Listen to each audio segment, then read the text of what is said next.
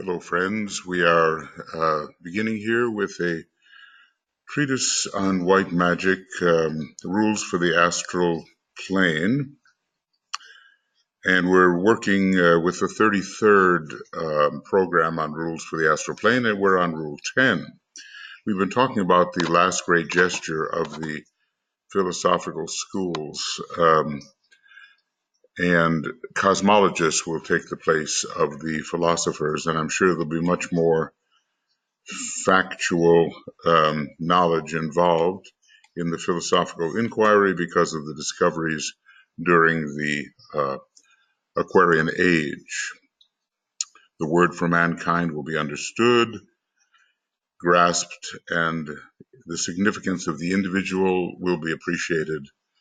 And the word of the cosmos, how big, maybe our local cosmos, will receive due and more correct attention, and the laws of nature of that great being in whom we live and move and have our being will be studied, and that can be the planetary logos, I suspect, and, well, maybe the solar logos. The cosmic Christ can never be known by any except the individual Christ. Who is the cosmic Christ? Well, maybe for our purposes, we have to consider this great being as the logos of Sirius, but of course, the cosmic Christ is a universal being.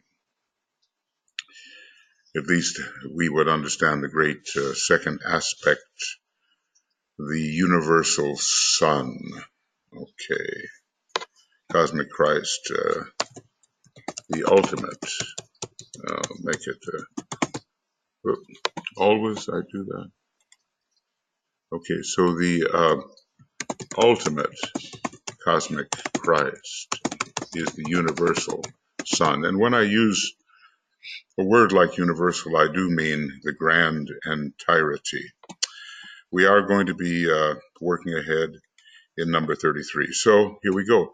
Man, as we shall see as we proceed, is on the verge of establishing his divinity. And this is not just a matter of belief. This is a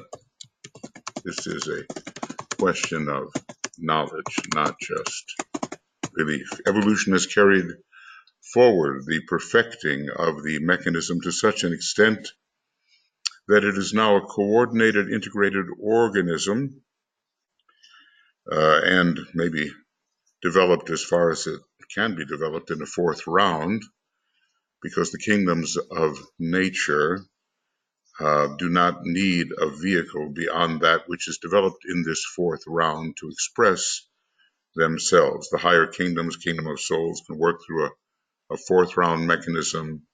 The kingdom of planetary lives, I suppose, can work on the physical plane through a fourth round mechanism. I'm not sure about solar lives. So, or even what they are really. I mean, I suppose on our planet there are some solar lives, but they are more in the nature of the globe lords, I think, and the chain lords. And of course, in a way, our planetary logos is a solar life, kingdom of solar lives, the seventh kingdom. So evolution has carried forward the perfecting of the mechanism to such an extent that it is now a coordinated, integrated organism, a usable structure and ready for the divine user. And when he uses the word divine, the word divine usually is connected with monad. And the word spiritual, let's get that straightened out, correct. The word spiritual with the spiritual triad or the soul in the egoic lotus. In the course of the next few decades, well, this would take us into the 50s and 60s, and the war had not yet occurred, and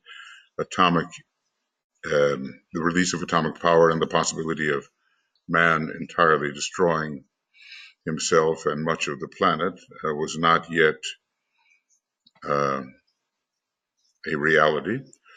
But But in the course of the next few decades, the fact of the soul will be established. And I would say, at least among the intelligentsia,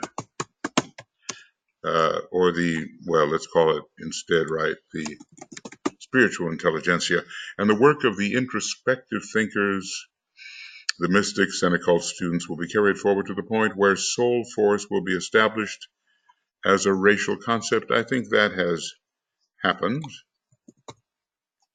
let's say, during the latter part of the 20th century with the great consciousness movement. Is it still continuing? That's the question, or are we having a backlash to it? And the laws of the soul will be recognized as superseding, though not abrogating, for the lesser is ever included in the greater. This is such an important point, and it works out in astrology and rheology and all of those various disciplines. The lesser is ever included in the greater, but though not abrogating the laws of man. The laws of the soul. Well, this is a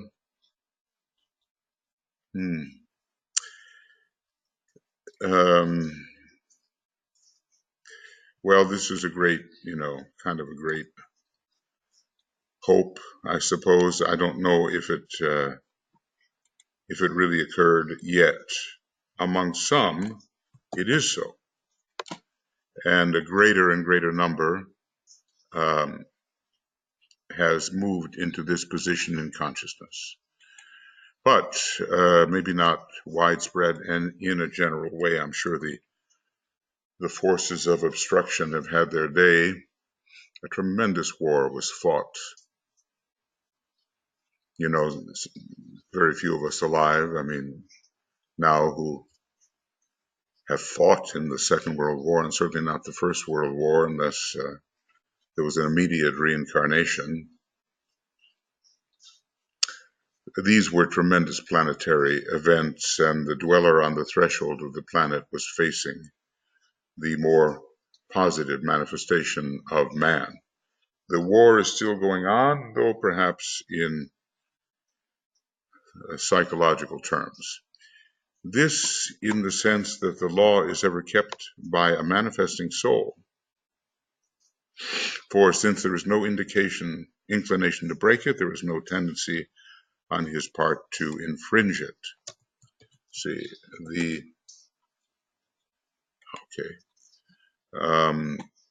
the more people function as manifesting souls, the more will the laws of the soul, laws of the soul,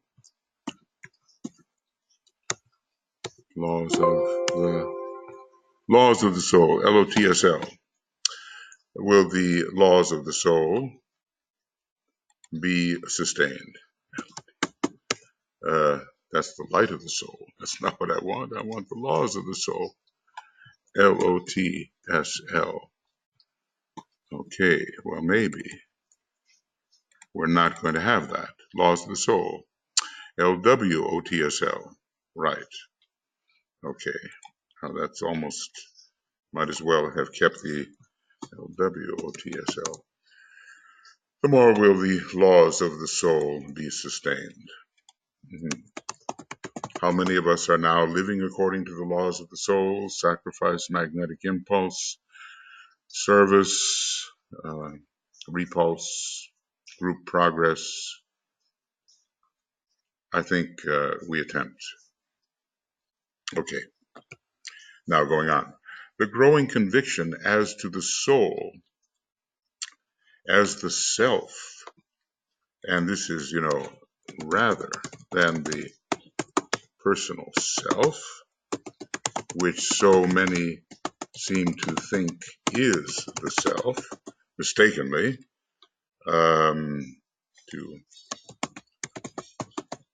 is evidenced by the opposition to the theory called forth by the schools of thought which emphasize the dominance of matter and trace all phenomena, objective and subjective, to the activity of matter. This is all psychic states as epiphenomena of matter, and this is a great mistake. And now receiving and much opposition. I mean, people do believe in the higher self now, and this is as separated from the religious doctrine. The reincarnating soul is key here, and so many people believe in this as divorced from the religious points of view, which say you have sort of one soul, you have it, and it is judged forever as saved or damned. It's so dichotomous and so illusory. Through the wrestling of these holding differing points, of those holding different points of view, and wrestling becomes necessary. We're witnessing it now, a huge wrestling between soul values and personal values. Through the wrestling of those holding different points of view, truth emerges into the light, just as in the larger case, spirit mounts upon the shoulders of matter, back to its original position, plus the gain in quality, which is the result in experience. So basically, wrestling is, after all, necessary, even if prolonged and painful and seemingly the cause of delay. I have to remember that because there is so much wrestling going on, and now one power seems to ascend and now another. But eventually the higher values, the higher soul values will, I think, emerge. And that's what we are looking for if we're working as members of the new group of world servers to help with the divine plan, helping it to manifest. This being so, knowledge will take the place of theory and direct evidence that of speculation. And basically, okay, this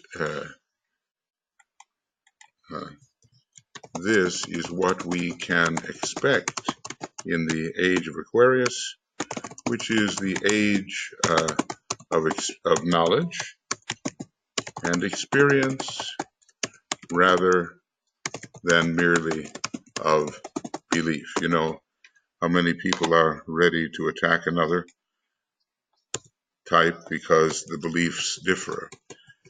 But of course, with belief, with the beliefs which are coordinated with each other and identical, there is power.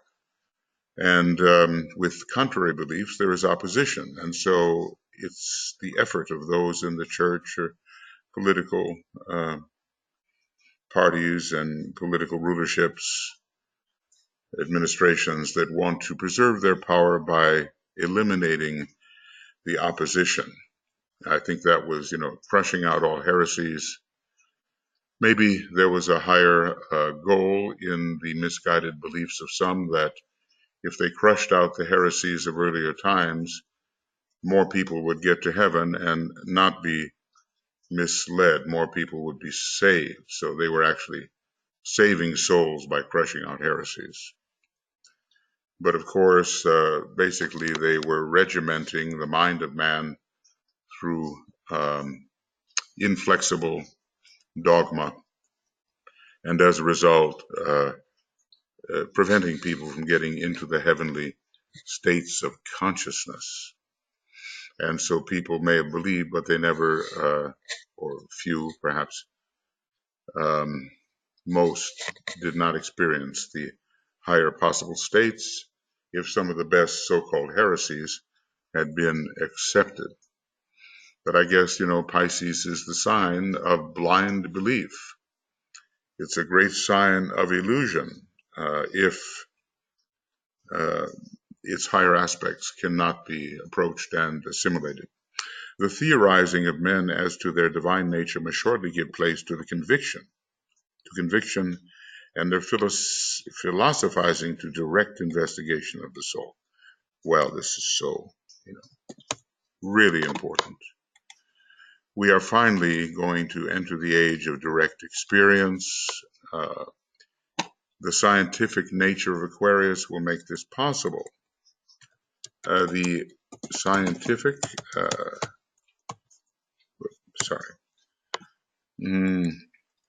scientific nature of Aquarius and its psychological orientation will make this possible. And we shall be living in a different world. We live in this world, but simultaneously we will see, sense, experience the superimposition of other and finer and more subtle worlds, and we will be able to, as it were, multitask in these various worlds simultaneously. That which is recognized and admitted, even if not understood, is the object of attention and investigation, and the day will dawn before so very long when an experimental science of the soul will have its place in the universities and public endowments, and not the proving of the soul, but an analysis of its nature, purpose, and life will receive an attention equal to that an attention equal to that now given. I suppose that's the proper word, given by modern scientists in their varying branches to the mechanism the soul seeks and eventually will use, for naught can arrest the great evolutionary development. So let's just say soul admitted, admitted as a fact, and then the dynamics of the soul studied and experienced by those who study and investigate. Well, we seem so far from that now, we're still in that emotional stage where we either accept or do not accept on the basis of belief, but it's a very scientific age that's coming, and it's a subtle science, an age of subtle science, not just the grosser kind ruled by Mars, but the more refined kind ruled by Uranus. So an age of subtle science is coming, and the revelation of that which cannot now be scientifically appraised. Survival, reincarnation, the existence of the astral plane, the existence of the mental plane, and planes as vibratory levels, and finally the existence of that center we call the soul on its own level will be established. Now, certain words of warning I would like to give, and also a summarization of much that was earlier said.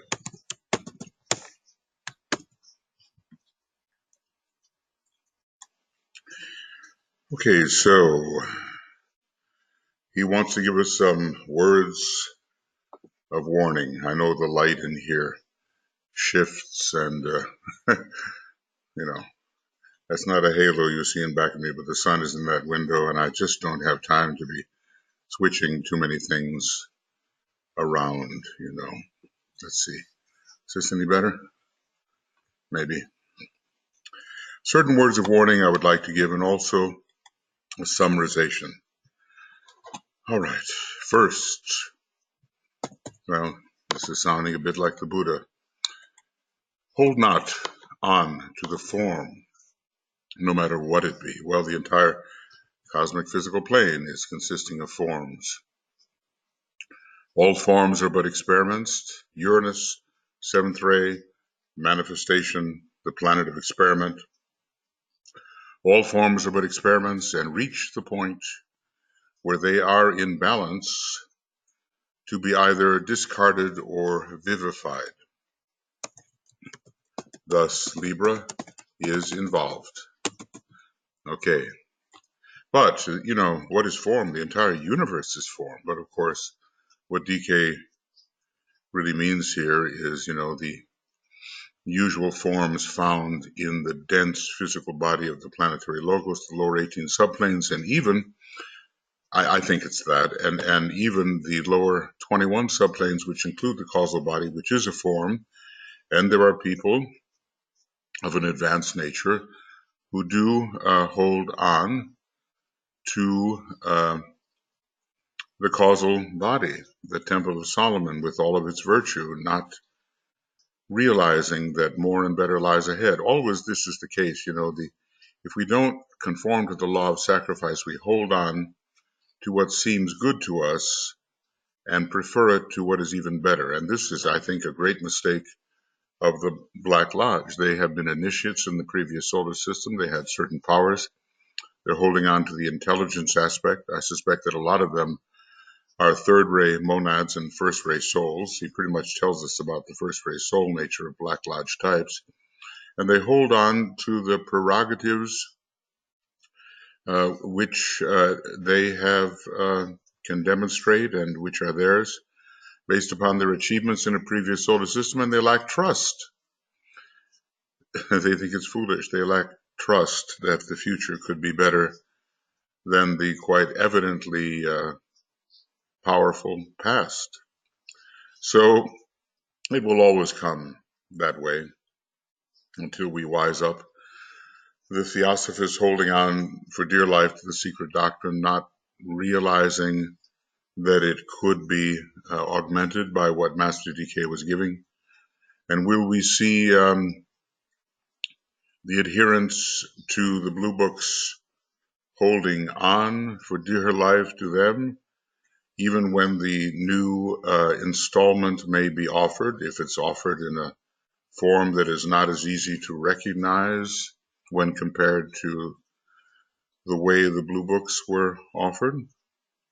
Anyway, trust is the factor. Okay, secondly, the factor to be cultivated. And finally, what else can you do? Because, you're in an overpowering situation and great laws are at work, and you just have to go with the dynamics of the inner process in trust, hope, and faith, and some knowledge pointing in the direction of the beneficent outcome. Secondly, remember that all personalities, your own included, have their periods of ebb and flow under the law. The period of ebb, in the case of those holding prominent position, causes at times consternation to all those who follow their personalities and not the inner God within their own heart. So we will always, it is not always that the most brilliant are blazing brilliantly, because there will be periods when there is a subsiding of energy, and the power evident coming through the personality and coming from divine sources will not flow as easily or as strongly. And if we are attached to the personality of the exemplar, we will experience doubt and consternation and so forth. Unless, of course, we are dealing with the inner God within our own heart. And then we know of these periods, and we know that regardless of the vicissitudes, the ups and downs, the ebbs and flows, that the good work is going forward cyclically, and that the second fundamental of the secret doctrine, the law of periodicity, is, at work.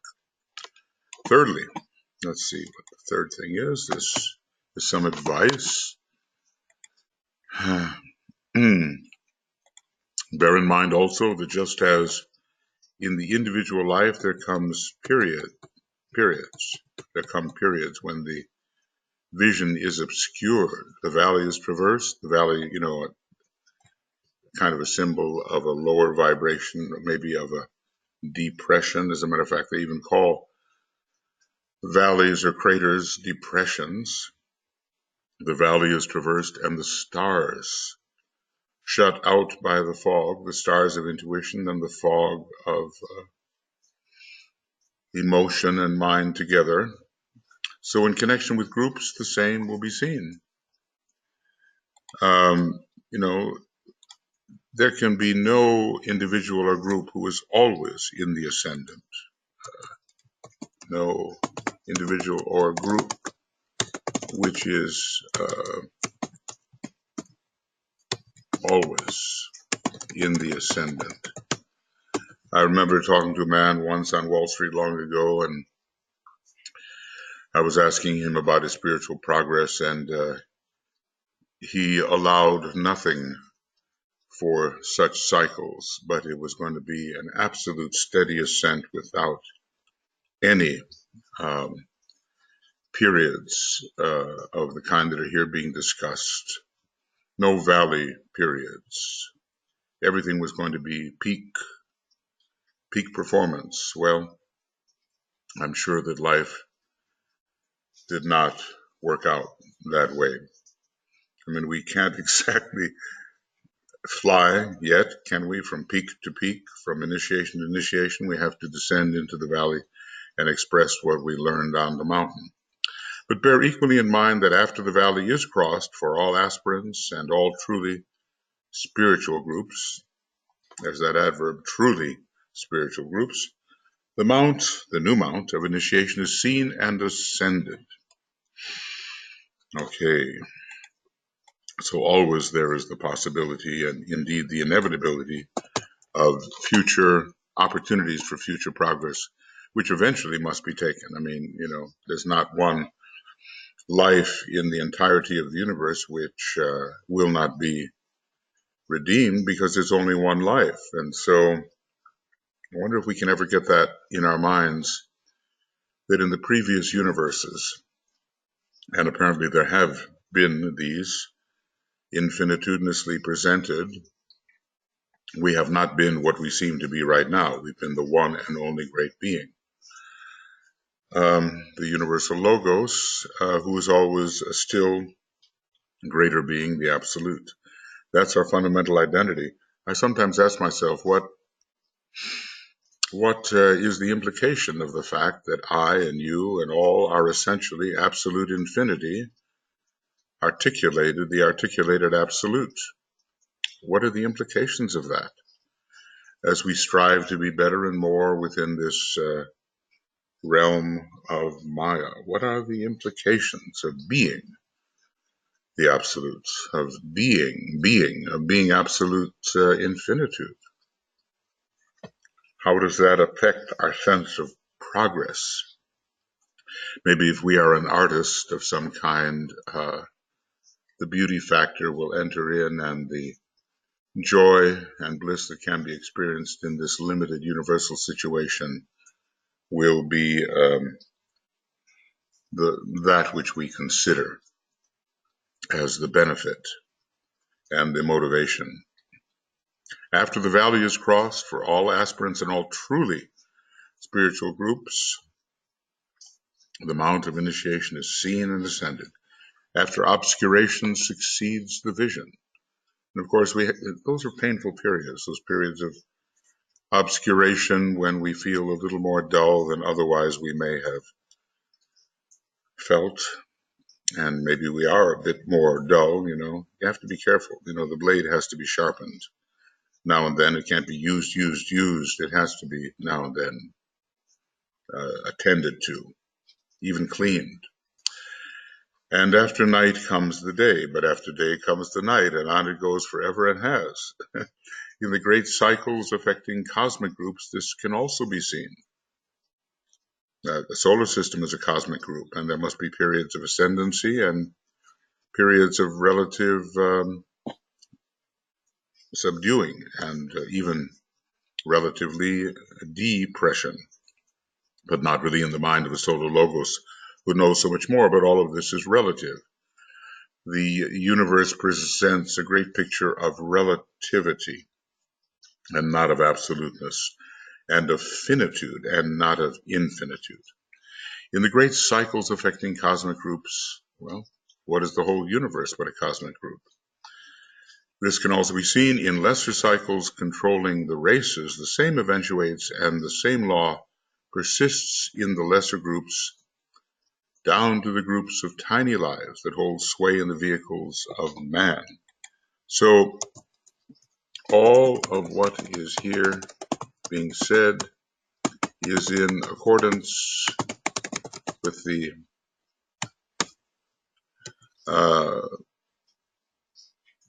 let's see. I'm going to maybe you know intuitively what I'm going to try to do here. Yeah. So we'll call it the second fundamental of the secret doctrine. Okay. Now we'll also, obviously, as long as we're paused, first fundamental of the secret doctrine. First fundamental. So first fundamental, this will be a good one.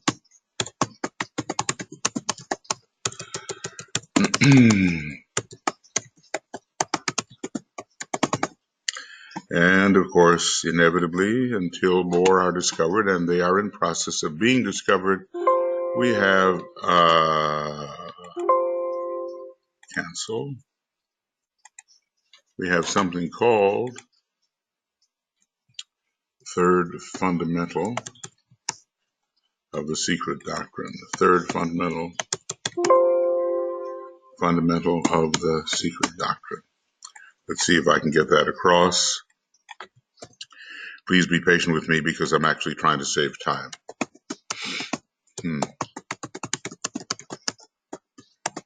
I think all of Master DK's books should be studied in study groups avidly, and I don't know how much more time there is to do that. The new will be coming out. I have faith in that.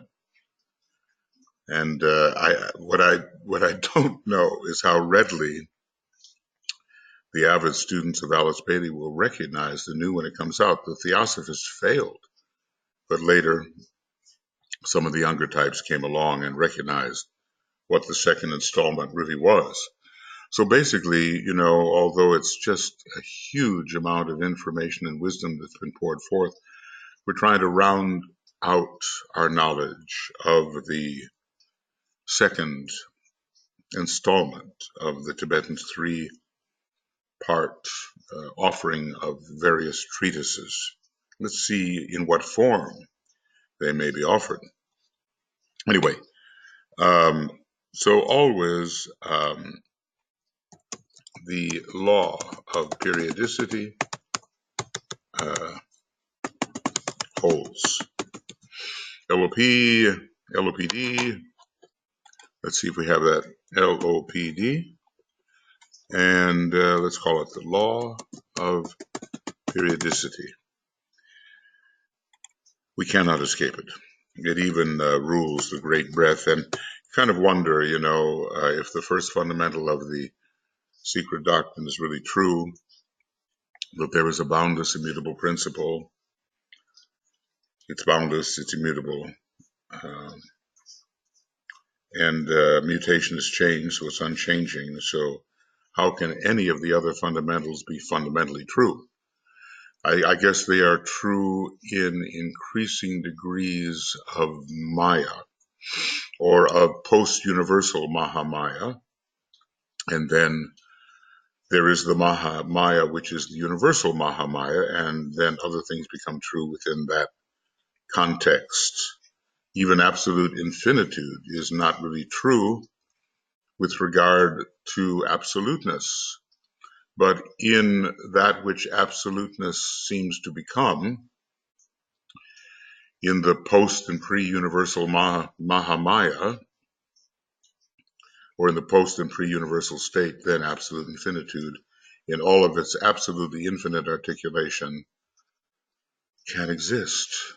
And the question is it potential, or is it somehow in the supernuminal world, in the post or pre-universal world, is it somehow real? And not just potential, actual, and not just potential. And this is, of course, way beyond the possibility of really solving. I wonder if it ever can be solved.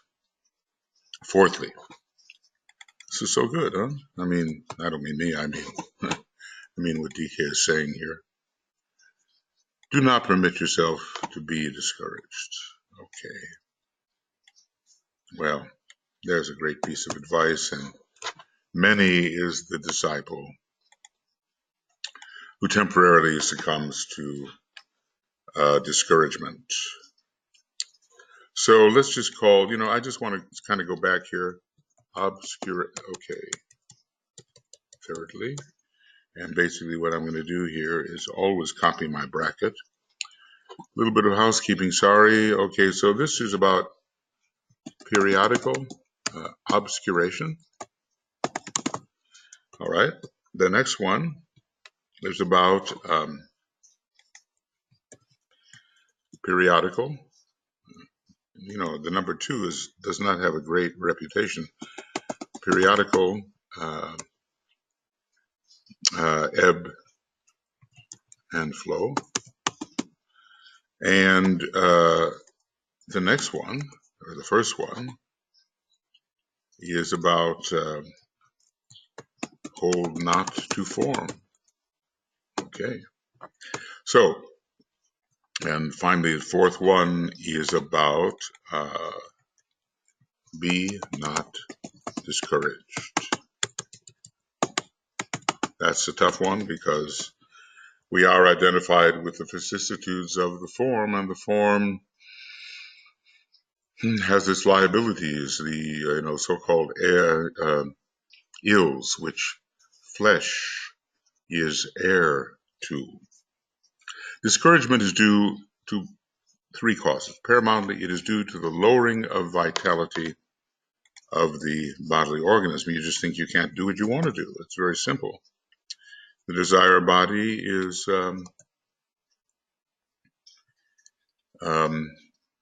what can I say? It's obstructed. Desires cannot be fulfilled if there is not sufficient, let's just say, most desires cannot be fulfilled unless there is sufficient vitality. When such is the case, the astral body makes too strong a demand upon the physical. Yeah, well, he's saying the same thing in a better way. And in the endeavor to respond, and in the sensed incapacity to do so adequately, lies one of the causes of the sense of discouragement. All that a man's reach should exceed his grasp, or what's a heaven for? So Robert Browning is trying to cheer us up a bit when we realize that we just cannot achieve what our desires may wish to achieve in any one incarnation, but there is a heaven, or there is the possibility of achievement in subtle worlds. But of course, DK offers us the opportunity not to go to heaven, or not to localize our attention in Devachan on the 4th subplane of the mental plane, and instead to return to this relatively frozen world. Okay. And in the endeavor to respond, and in the sensed incapacity to do so adequately, lies one of the causes of the discouragement. Okay, let's see here. Okay, if I can do this, discouragement. I experience this often. I really wish that in my life there were time and intelligence enough and, just circumstances sufficient to really, really pay attention to the hopefully helpful commentary on these books and in the writing of my next and probably final book on the seeds of the infinite. And I just wonder, do I run out of time? And I become discouraged a little until, discouragement never did anything. So Kant never did anything. So I get going. But sometimes I pause and say, well, it's just too much. The desire body wants too much for the capacity of the physical. This often attacks those of you who are finely organized in the physical vehicle. I don't have to worry about that. The cure for this type of discouragement is obvious, is it not? Rest and relaxation. Build anew and give time for nature to adjust the trouble. Well, he's just saying we can get more power. The sun, too, revitalizes with prana, and this should be considered. It all sounds like common sense, right? Let's see, is this correct? Yeah, it looks like it. After all, the sound common sense is the special requirement, and also the realization that one's work is adjusted to one's capacity and not the overwhelming need. Meditate on this. Oh, well, it's important. I mean, obviously, we cannot solve in our present microscopic state the universal problem, the working out of the universal algorithm. We can't solve that. We have to understand what our tiny scope really is. DK refers to microscopic man. Well, that's every once in a while we should pause and realize how utterly microscopic we are. But if you really, if I can be permitted, if you go ahead, then the whole universe becomes microscopic and an absolute infinitesimal when compared with absolute infinity. I guess, I'm throwing in a few of the ideas that will make their way more systematically into the book that I hope to write here. Another basis for discouragement. Okay, let's look at it. Another basis for discouragement. What is it? Is the overdevelopment of the concrete mind, which in its turn makes too great a demand upon the emotional nature and consequently, again, upon the physical. So many things come to light as worthy that the desire nature is overstimulated and the physical nature cannot keep up. Not enough vitality. I mean, you see that vista, you see that incredible vista through your mental work, and then you want to participate in it. You want to understand it. You want to convey it. And it becomes a very intense desire the more the vista unfolds. And then the vitality just can't keep up. Too great a capacity to see all around the subject, too disproportionate a comprehension of the world's need, and too quick an apprehension of the many issues involved in connection with some particular matter produce a violent vibration in the astral body. You want to do something about it, but the astral body can be overstimulated with excessive desire. So let's just say, here, overstimulation of the astral body with excessive desire, unrealistic desire, even if the objectives are worthy. And then humility must enter. So this leads to a shattering of the physical vehicle, it just can't keep up, you know? It cannot keep up. Okay. It cannot keep up with the demand, and the result, sensed, we term discouragement. Well, you know, there has to be a sense of proportion, doesn't there? You know, a sense of proportion is needed, and humility, an adjusted sense of right proportion. I must have read this earlier. Believe me, I'm not looking at what the next sentence is, but you know, it must be coming back to me here. You know, so much so that it feels like my own thought. Maybe having, you know,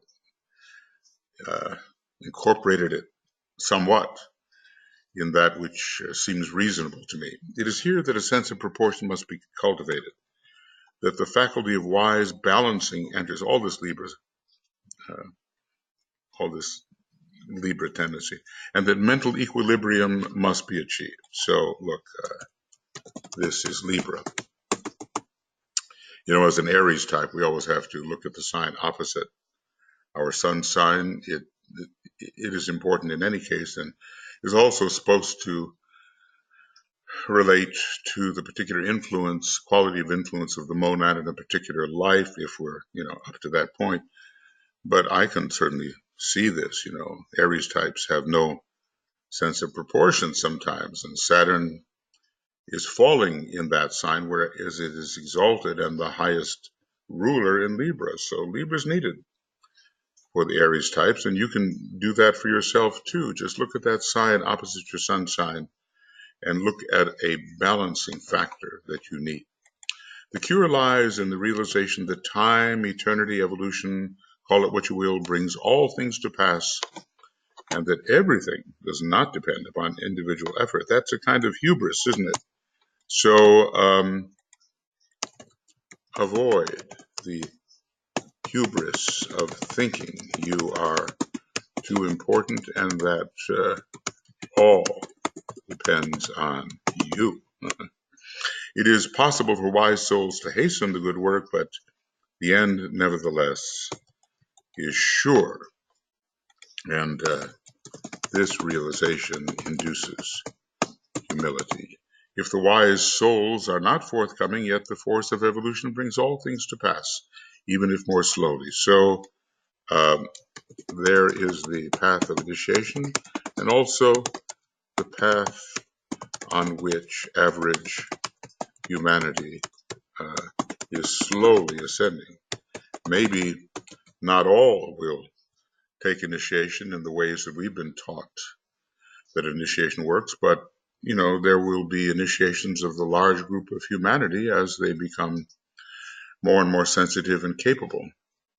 So it's not everybody that has to or will be willing to make the kinds of sacrifices that are involved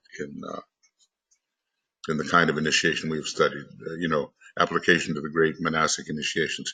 Do not forget this, but when discouragement from mental sources settles down upon you, in quietness adjust yourself, and in contemplation sense the ultimate achievement of that great factor, time. And you know, when I look at this, and maybe you feel the same way, I don't know, I just feel this was written for me.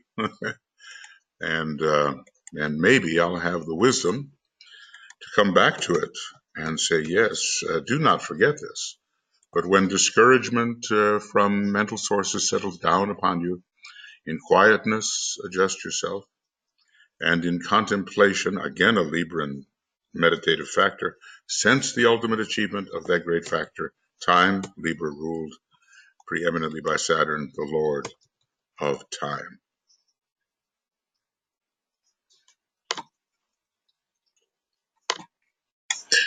Okay, so we're going to begin here with the third cause of discouragement. Meanwhile, while this was off, I wrote them in, you know. This is cause number 1, lowered bodily vitality. Cause number 2, you see, the desire body is making too much of a demand when we have lower vitality, and then the desire body gets stimulated by the mental perception, and we have too much desire, too great a stimulation, and that also affects the vitality. See, when we cannot do, we find ourselves discouraged and depressed. Now, here is another um, source of discouragement, which, when we have joy, we tend not to fall victim to this particular um, difficulty. Cause 3, a third cause lies in more occult realms and is due to the balancing of the pairs of opposites. And by this we mean the higher and higher and the lower selves. When the pendulum swings, as it must and does according to the law of periodicity, towards that which we call dark. No, I mean, he knows more and better. Even the lords of the Black Lodge are called, lords of form, and within the plan of the solar logos, they do have a place. So the pendulum will swing towards the dark, evil, and undesirable. It produces in those of you who are oriented towards the light a tension, which results in discomfort in all the bodies and is especially sensed as depression in the physical body. Okay. So, we just can't avoid the working out of the law of periodicity in our universe. Maybe, periodicity, does it exist within the absolute? Well, not actually within the absolute, which is ever the same. That's the great contradiction or the great paradox, that all of this change takes place, as Heraclitus says, but in a way there is no change. And so is it possible to uphold that particular paradox that change and changelessness exist simultaneously? Anyway, the more sensitive your body, the greater your responsiveness to this form of temptation. So, in other words, why is it a temptation? Allowing ourselves to descend in vibration, or should we say descend in our outlook, because vibration lowers as it must according to the law of periodicity. It is one of the things which especially hinders the aspirant. It renders him negative and receptive from the form side and slows down his vibration. So this type of discouragement leads to deeper discouragement and a kind of negativity which only worsens the situation. Well, we have to rely upon the inner God, as he has told us. There are several modes of dealing with discouragement, which he has discussed. Well, in any case, there are methods all the way from occult methods of, calling in the soul, and through meditation and through service. Usually, if one begins to serve, the vitality returns, and there is a kind of upliftment that occurs. Of course, rest and relaxation and those kinds of things for recharging and revitalizing. And, and simply occult meditation There are many things that can save us from this lowered vibration we call discouragement, which, what does it do? It prevents achievement, and his service to the world suffers accordingly.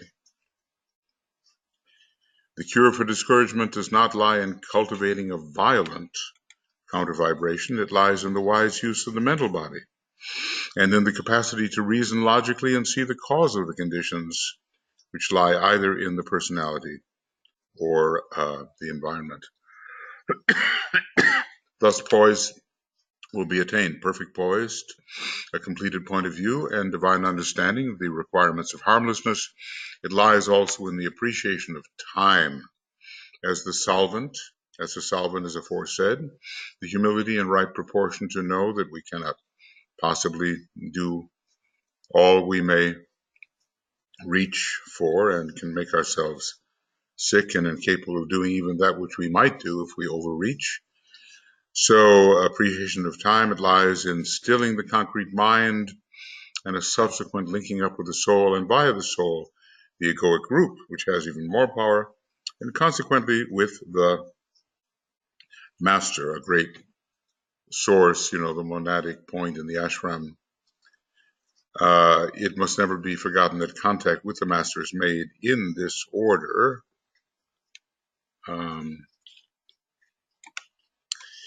And that he who comes more and more under the guidance of his soul is he who more and more enters into the consciousness of his master. So here we are attempting to, what can I say, overcome discouragement. And these are, and let's put here, overcoming. Okay.